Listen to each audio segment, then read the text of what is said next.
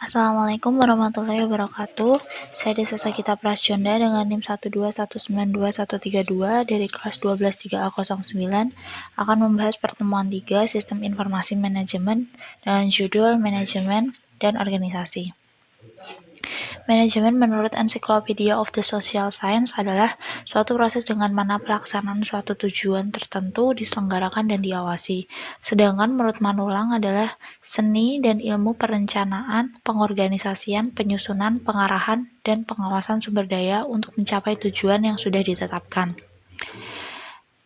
Berikut adalah tingkatan manajemen. Yang pertama ada perencanaan strategis atau top level manager yang diduduki oleh direktur atau wakil direktur. Yang kedua ada perencanaan manajemen, yaitu middle level manager yang diduduki oleh kepala divisi kepala bagian. Yang ketiga ada perencanaan operasional atau low level manager yang diduduki oleh supervisor, mandor, atau leader. Fungsi manajemen yang pertama ada planning, yang kedua ada organizing, ketiga ada staffing, keempat ada directing, kelima ada controlling.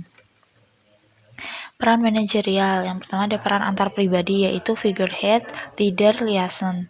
Yang kedua ada peran informasi yaitu monitor, disseminator, spokesperson.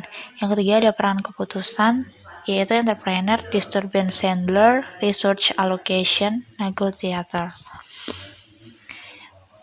Manajer, keahliannya adalah komunikasi dan pemecahan masalah. Pengetahuan dasar manajer adalah komputer dan informasi. Organisasi yaitu suatu sistem perilaku orang-orang yang saling berinteraksi dalam melaksanakan pekerjaan atau tugas. Struktur organisasi adalah kerangka dan susunan perwujudan pola tetap hubungan di antara fungsi-fungsi. Struktur organisasi ada 3, yaitu lini, dan staff. Yang terakhir adalah fungsional. Yang pertama ada struktur organisasi lini.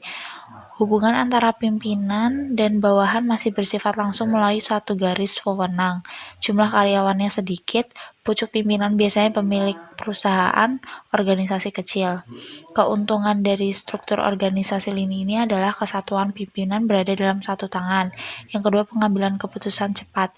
Yang ketiga ada garis pimpinan tegas. Dan yang keempat ada pengendalian secara ketat dapat dilaksanakan.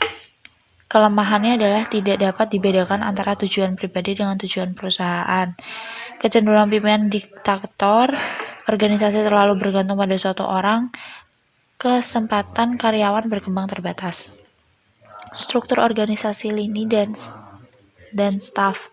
Organisasi besar dan kompleks, jumlah karyawannya besar, hubungan atasan dan bawahan tidak bersifat langsung.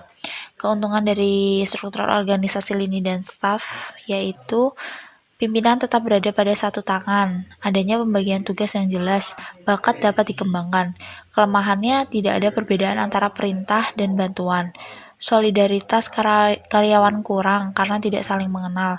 Persaingan kurang sehat sering terjadi.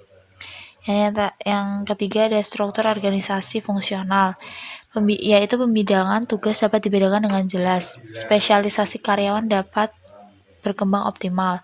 Bawahan akan menerima perintah dari beberapa atasan. Keuntungannya adalah karyawan dapat terampil di bidang masing-masing. Efisiensi dan produktivitas dapat ditingkatkan. Solidaritas, moral, dan disiplin karyawan tinggi. Dan kelemahannya adalah pekerjaan kadang-kadang sangat bosan. Karyawan hanya mementingkan bidangnya. Visi dan misi perusahaan. Visi merupakan suatu yang didambakan untuk dimiliki di masa depan.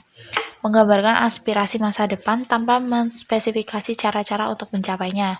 Tujuan dari visi ini menjadikan perusahaan telekomunikasi yang unggul dalam memberikan pelayanan.